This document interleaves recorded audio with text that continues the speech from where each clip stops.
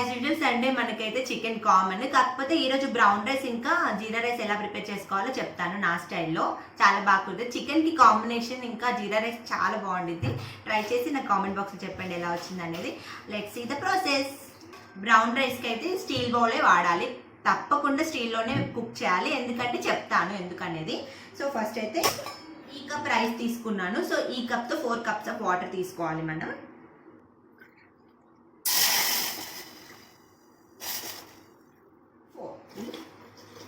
ఇది మంచిగా బాయిల్ అవ్వాలి. ఎట్లా అంటే మనం హాట్ వాటర్ పెట్టుకుంటాం కదా, చాలా చాలా ఇట్లా బాయిల్ అవ్వాలి. అప్పుడు మనం రైస్ వేసుకోవాలి. అప్పుడే బ్రౌన్ రైస్ మంచిగా కుక్ అవుతుంది. బ్రౌన్ రైస్ ప్రాసెస్ అంతా కూడా హై ఫ్లేమ్లోనే చేసుకోవాలి. ఇది ఎసరు వచ్చేలోపు మనం జీరా రైస్ ప్రిపేర్ చేసుకుందాం. కొంచెం గీ,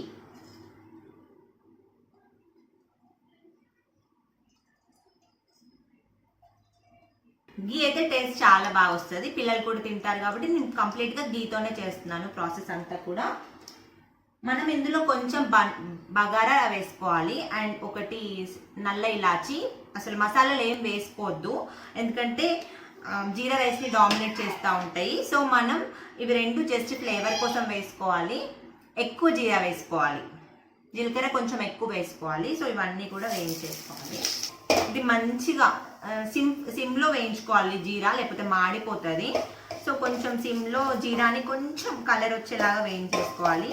ఇది చికెన్లో, పన్నీర్ కర్రీస్, ఇంకా మటన్, నాన్ వెజ్ ఐటమ్స్కి మాత్రం చాలా బాగుంటుంది జీరా రైస్ కాంబినేషన్. సాంబార్లో కూడా బాగుంటుంది. ఒట్టి కూడా తిన్నా బాగుంటుంది. అంటే కొంచెం సాల్ట్ సరిపడా వేసుకొని ఒట్టిగా తిన్నా కూడా చాలా టేస్టీగా ఉంటుంది. అంటే ఎప్పుడు మనం కర్రీ కుక్ చేసుకునే సిచ్యువేషన్లో లేనప్పుడు మనం ఇలా డైరెక్ట్ చేసుకోవచ్చు.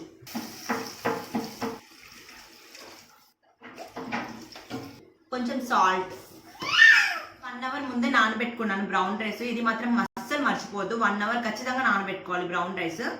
ఎసరు వచ్చింది మంచిగా. ఇందులో రైస్ వేసేస్తున్నాను. వాటర్ పడకుండా చూసుకోండి. మనం ఆల్రెడీ 1:4 వేసుకున్నాం కాబట్టి ఇందులో వాటర్ వంపేసి రైస్ మాత్రమే వేసుకుంటున్నాం. కొంచెం మెత్తగా తినాలనుకున్న వాళ్ళు 4 గ్లాసెస్ వేసుకోవాలి. ఇంకా కొంచెం పలుకుగా కావాలంటే 3 గ్లాసెస్ సరిపోతాయి. నేనైతే రెగ్యులర్గా అయితే 1:4 ప్రాసెస్లో చేస్తాను. ఇదంతా కూడా హై ఫ్లేమ్లోనే కుక్ చేసుకోవాలి. ఇది ఎసరు వచ్చాక దీంట్లో రైస్ వేసుకోవడమే. ఇది మంచిగా ఎసరు వచ్చింది, మంచి అరోమా వస్తుంది. ఈ టైంలో మనం రైస్ వేసుకోవాలి. చూసారా కలర్ కూడా మంచిగా, అసలు టేస్ట్ చాలా బాగుంటుంది. సో నేను ఆల్రెడీ నానబెట్టుకున్నాను. జస్ట్ ఒక ½ అన్ అవర్ నానబెట్టుకుంటే సరిపోతుంది. సో ఈ రైస్ అందులో వేసేద్దాం.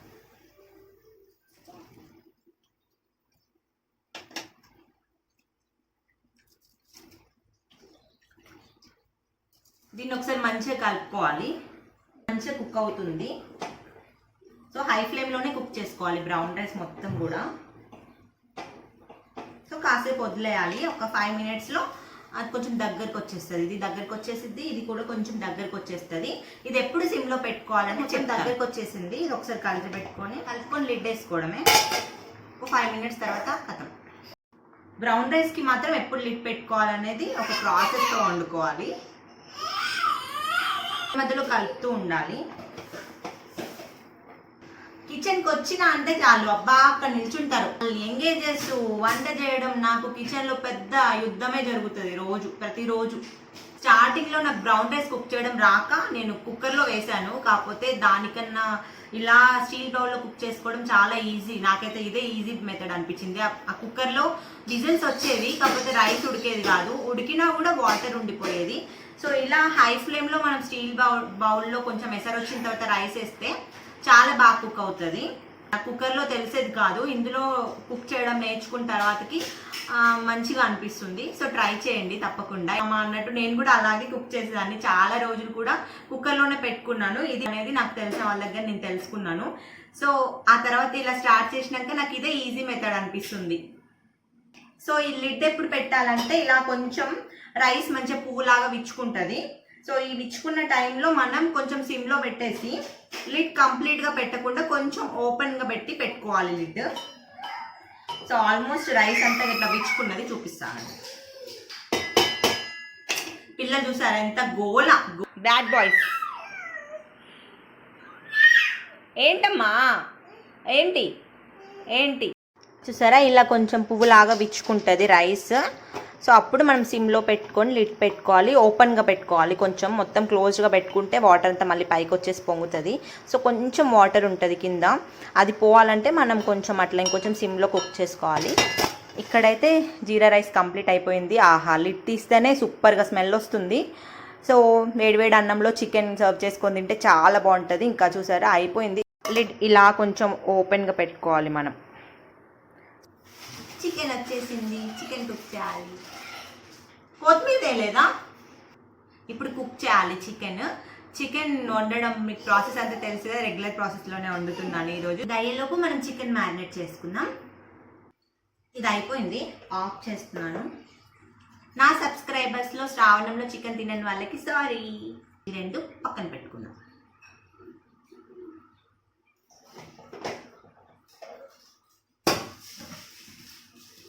కారం, ఉప్పు, పసుపు, మెయిన్ ఇంగ్రీడియంట్ అల్లం వెల్లుల్లి పేస్ట్, పచ్చి ధనియాల పొడి మ్యారినేషన్లోనే వేసుకుంటాను నేను. ఆయిల్ మంచిగా మ్యారినేట్ చేద్దాం. నేను వండుతాను కానీ కలపడం అస్సలు నచ్చదు నాకు. ఇది మా ఆయన డ్యూటీ, కానీ is very busy with my kids. ఈరోజు నేనే చేస్తున్నాను.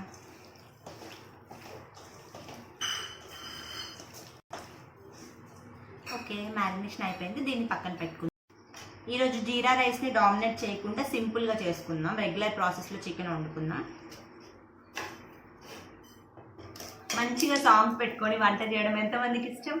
నేను అదే టైప్. కాకపోతే నా పిల్లలే మంచిగా సాంగ్స్ పాడుతూ ఉంటారు రోజు.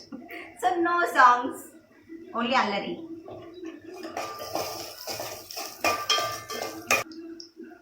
కొంచెం అందులో వేసేసాం కాబట్టి ఇందులో కొంచెం ఇది మంచిగా పచ్చి వాసన పోయేదాకా వేయించుకోవాలి. ఇది చాలా ఎక్కువ పుదీనా వేసుకోండి, నా దగ్గర ఇంతే ఉంది. పుదీనా ఎక్కువ వేసుకుంటే చికెన్లో ఫ్లేవర్ చాలా బాగుంటుంది. ఇది మంచిగా వేగనివ్వాలి. ఇంకా వేగిపోయింది. సో ఇప్పుడు మనం మ్యారినేట్ చేసి పెట్టుకున్న చికెన్ రెడీ.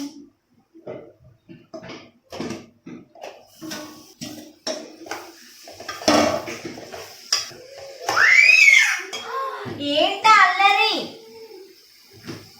సౌండ్ వస్తుంది, వీడియోలో సౌండ్స్ వస్తున్నాయి. No sounds.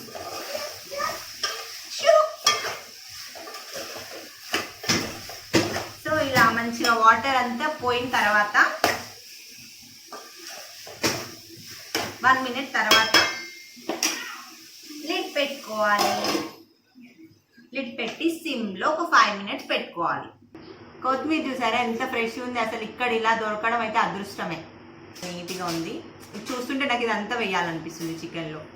5 minutes తర్వాత లిడ్ తీస్తే ఇందులో మనం వాటర్ అసలు ఏం వేయము, అదే వాటర్ అంతా వచ్చేస్తుంది. మనం వాటర్ వేయాల్సిన అవసరమే లేదు.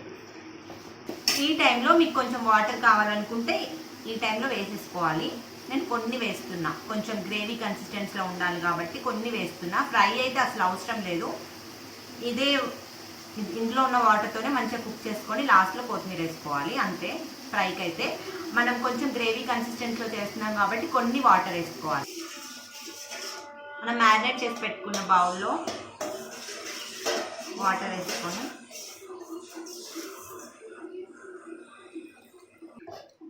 ఈ టైంలో సాల్ట్ చెక్ చేసుకోండి. ఏమైనా తక్కువైతే ఇప్పుడే యాడ్ చేసేసుకొని లిడ్ పెట్టేసి ఒక 5 to 10 minutes పెట్టామనుకో chicken curry ready. Okay, chicken sherva ready. ఇప్పుడు ధనియా పౌడర్, కసూరి మెథి,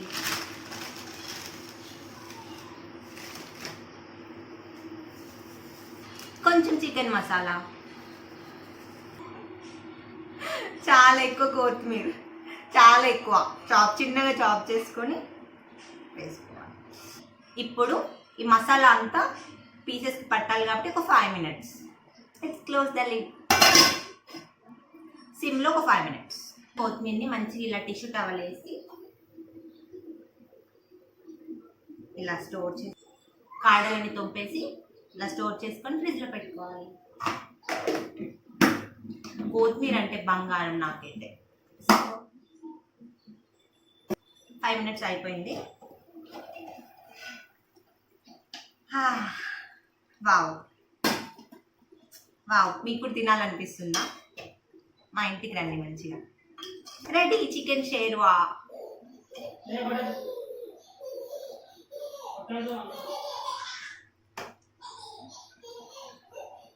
బ్రౌన్ రైస్లోకి కొంచెం ఇలా షోర్వాలా ఉంటేనే బాగుంటుంది చికెన్, సో అందుకే ఇలా చేశాను.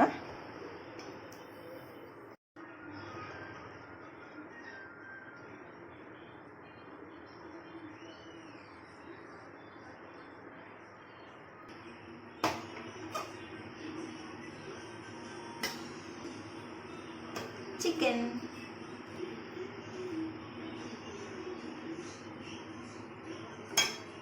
టేస్ట్ చేసి చెప్తా. ఇలా కాలుడు ఉఫ్ ఉఫ్ అని ఊదుకుంటూ ఆహా తింటే చాలా బాగుంటుంది.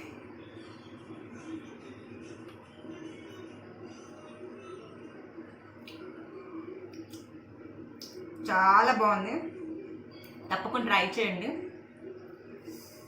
నాకు చెప్పండి ఎలా వచ్చింది అనేది, కామెంట్ చేయడం అస్సలు మర్చిపోకండి. ఎలా వచ్చింది అనేది నాకు కామెంట్ చేయండి ప్లీజ్. Bye bye.